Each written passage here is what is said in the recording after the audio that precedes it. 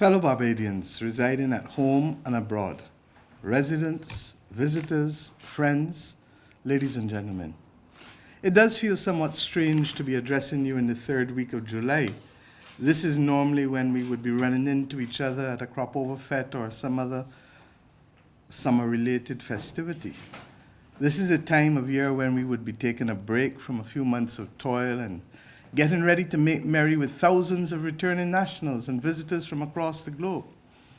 The fact that none of this is evident in the country today, and rather that we are being forced to review and rescind renewed freedoms and privileges, tell us that we're living in strange times. The fact that our Meteorological Services Department is warning of an approaching storm, not in August, not in September, not in October, but in this third weekend of July, is also telling us that we are living in very unpredictable times. We are being constantly tested to adapt to new ways of doing things and to think and act outside the box in our approach to challenges. And you've heard me say that to you over and over. As was in the case of the coronavirus, there is no textbook which one can consult for guidance. There are also few, if any, experts upon whom one can call for guidance based on experience and knowledge. My friends, the term uncharted waters has now become a permanent feature of our lexicon. History is not as insightful in several instances as was formerly thought to be. We have each day, as a government and as a people, to sit and assess situations and to take decisions based on our perspective and our conviction of what is right versus what is wrong, what is wise and desirable over what is irresponsible or self-serving. We have, as a nation, to cloak and cover our every action in the flag, in the national interest, in what is best for Barbados. And when we launched the Covenant of Hope, I told you that because you would know how we would stand and how we would act based on the principles that we have committed to. It is for this reason, my friends, that I've sought this audience with you today, to assess the challenges that confront us as a nation and to structure government to best respond to the many permutations and combinations that confront us on a daily basis. Let me take this opportunity once again to thank you, the vast majority of voters in Barbados, for reposing your confidence in the Barbados Labour Party under my leadership at this time. I promised you on the early morning of May 25th, that I would not flinch, that I would not veer from the toughest or less traveled road. I promised that I would consult wherever possible, but that in the final analysis, I would act firmly and decisively in the interest first and foremost of Barbados and Barbadians. I also said that I would do what I had to do to ensure that the Barbados Labour Party remained responsive to the needs of Barbadians and is preferred by the voters over all other entities. These today remain my solemn pledges and commitments to you, the Barbadian people. I shall do right by my country and by this great political party that has rested for now on my shoulders the mantle of leadership at this most difficult and unprecedented of times. In recent months, I've spoken to you of the challenges in the world, challenges in the region, especially in my capacity as the immediate past chairman of the Caribbean community and still as a member of the Bureau. Very regularly, I speak to you on policies and programs confronting and impacting our country and this government, and the need for adjustments to those policies and programs. Today, I have come to talk to you about the need for the government to ready itself for the challenges of a post-COVID-19 Barbados. Amazingly, we can't even use that term easily, post-COVID-19, loosely at all, because yesterday alone, the world recorded its single largest number of new coronavirus cases in a single day. COVID-19, regrettably, is as present and as menacing as ever to the global community. And oh, we are so familiar with what has taken place on our borders to the north and to the south, and now parts of Asia are recording unprecedented surges in the spread of this deadly pandemic. I remind all within the hearing of my voice that Barbados is not immune to the coronavirus. We are as susceptible as any other country to a second wave of this virus. We are forced through circumstances and common sense to reopen our doors to commercial flights, and we do so on the basis of risk. Our protocols are risk-based. We have been as discerning as is practical, but COVID, like the pandemics before, SARS, AIDS, mad cow disease, they don't carry footprints on one's forehead. It doesn't manifest itself in an individual, nor does it set off an alarm that everyone can hear from far. And we've seen that it doesn't discriminate in any way from world leaders to ordinary people suffering from the virus. Therefore, we have had to remain guarded and we adhere to the rules and regulations. It is for this reason that I join with the COVID czar, Mr. Richard Carter, in imploring Barbadians and visitors alike, in begging Barbadians and visitors alike, to adhere to the tenets of social distancing and the practice of taking personal protection against the spread of virus, the washing of hands, and all of the other things that we know we should do. On occasion, I know it is difficult to wear this mask too, believe you me, and I ensure that within distance, once we are going into close crowds, that we try to do it. Do I always remember? I don't. Do you always remember? I hope so. Do we all have to recommit? Yes, we do. And I know that especially at this time of year, the urge is out there to get out and socialize and party a little. I told you. But we simply can't do it in a way that is going to be risky. It is too dangerous. And where we have asked persons and given persons the opportunity to congregate, we want them to do so in a way that is safe, and certainly not with the pictures of them up underneath each other, because you can have a good time, but put your hands out and dance to make sure that nobody comes close to you, behind you, or in front of you. It's against this background, I've told the Tsar and the other authorities to play it safe and to clamp down on those institutions that do not understand what we have said with respect to the protocols and are not enforcing the requirements that the protocols require and which we have shared with the population. And it's not out of a desire to be wicked or to be malicious to people, but you have to take responsibility for your facilities if you want to be able to have persons patronize them. And we ask you, therefore, work with us, because we know that the bounty is at the end of the road if we work together as a people. But as I was saying, the government itself is readying and repositioning itself for the challenges that confront us, and for those that we anticipate will present themselves in the coming months and years. COVID will be with us for a little while, and we have to plan our defense. And we have to plan our defense not only with respect to the health aspects of it, but also with respect to the consequences to the economy and the quality of life for all Barbadians.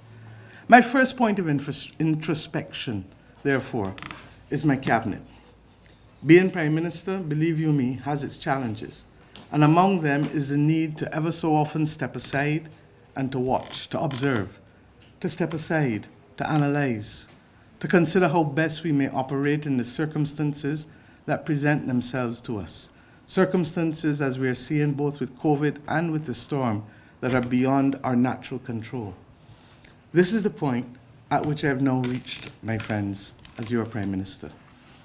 I've had the benefit of 2 years of watching and observing, and I've also had the responsibility of preparing and planning for the uncharted path that lies ahead.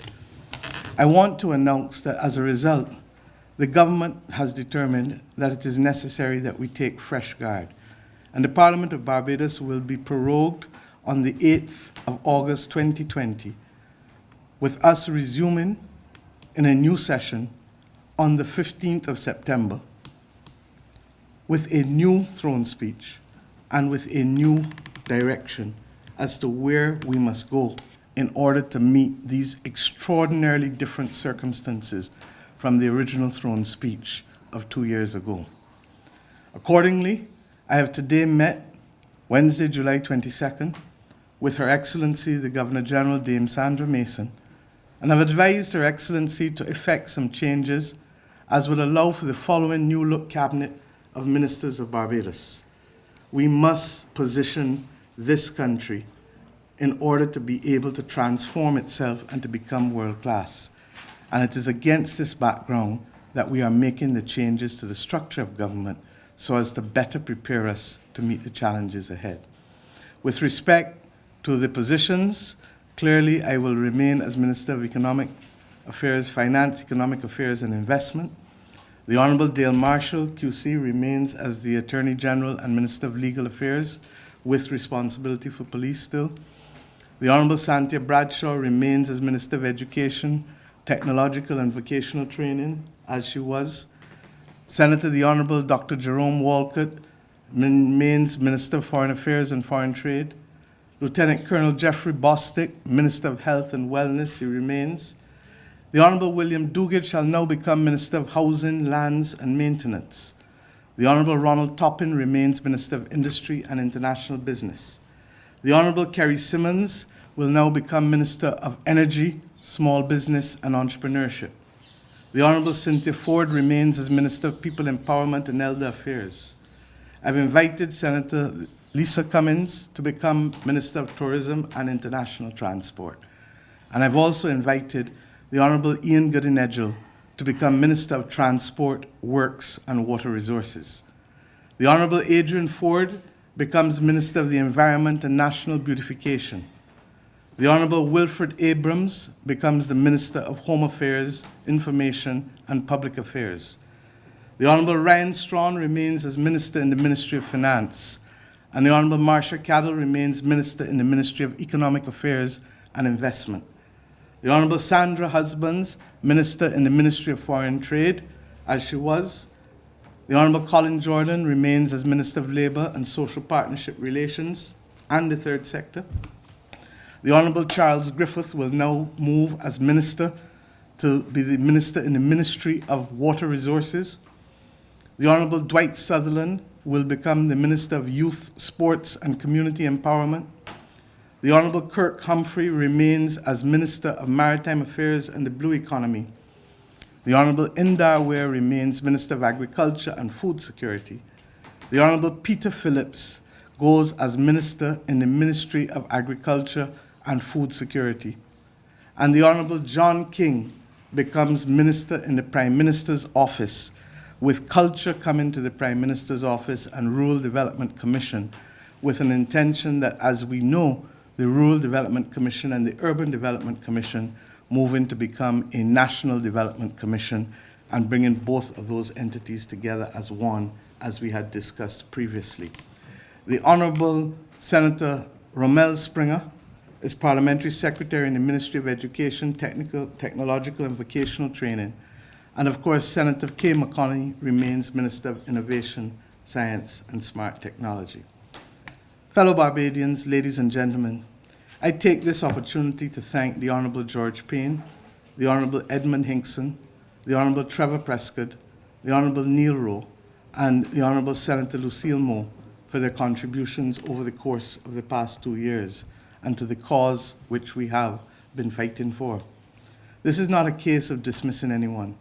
I want to make it clear that I'm committed to ensuring that each former member of the Cabinet is utilised in this country in a manner or in the furtherance of the work of this government and of this nation.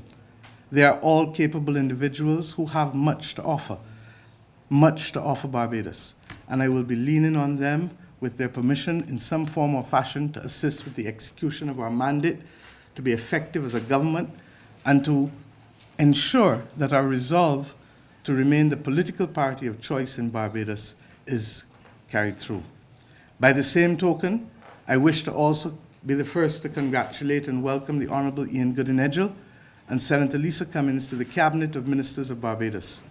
Both individuals have distinguished themselves as competent hard workers with a capacity and resolve to get the job done, and I have been impressed with them with their stewardships as chairman of the respective entities over the course of the last 2 years. They have done well. My friends, I look forward to the same ingenuity, tenacity, and penchant for hard work and success with respect to all who are being reappointed.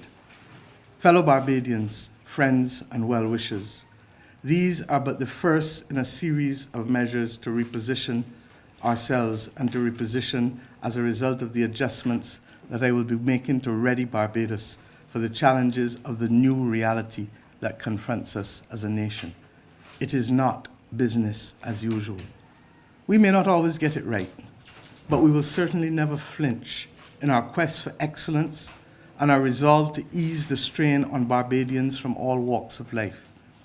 I want you to know and to understand that I feel the pain of Barbadians at all levels. It's not just the lower paid individuals.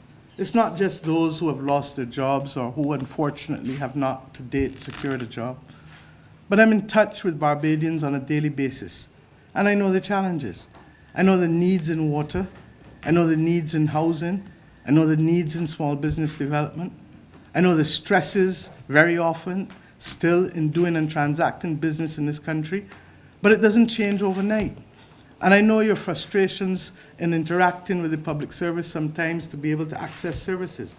But I want to assure you that change is coming and that we will continue to work 24/7 to dispense a better level of service, as you've already seen with the office dispensing the police certificates of character, where you can now get your certificate of character in minutes instead of waiting 6 to 8 weeks. My friends, ladies and gentlemen, I got this, and change will come, and it is coming. But you and I know that when you plant a seed, you don't reap the crop overnight, and that there is a period of time during which you have to make changes and await the changes and manage the change in the system. I've started today with change again at the level of cabinet. Needed changes shall be made as situations and circumstances warrant, because Barbados must get it right. Barbados must thrive. Barbados must succeed in this new reality called life. I want to thank you, the people of this country, very much for listening to me today. And I recommit my every ounce of energy to the management and the execution of this cause in the months and years ahead. I ask Barbadians to prepare themselves and to be near your radios, because as early as tomorrow morning, we will be having a session instead of the cabinet to look immediately at the issue of the oncoming tropical storm. And I'm happy that the Ministry of Public Works and other ministries spent the day today literally doing the assessments and making adjustments such that when we meet with them tomorrow morning, we will be in a position to take any further decisions that have to be done. But in every house, we know what? Be prepared rather than be sorry. And I ask you, therefore, without panic, to be able to ensure that you are ready for this storm, because no storm is a good storm. With those words, my friends, I ask you to help us continue to pray for our country. May Almighty God continue to bless Barbados, to bless Barbadians all, and to ensure that we can continue to work together to keep our country up and to ensure that with the best will in the world, we shall make it because we walk together as a people. Thank you, and God bless this nation of ours. Thank you.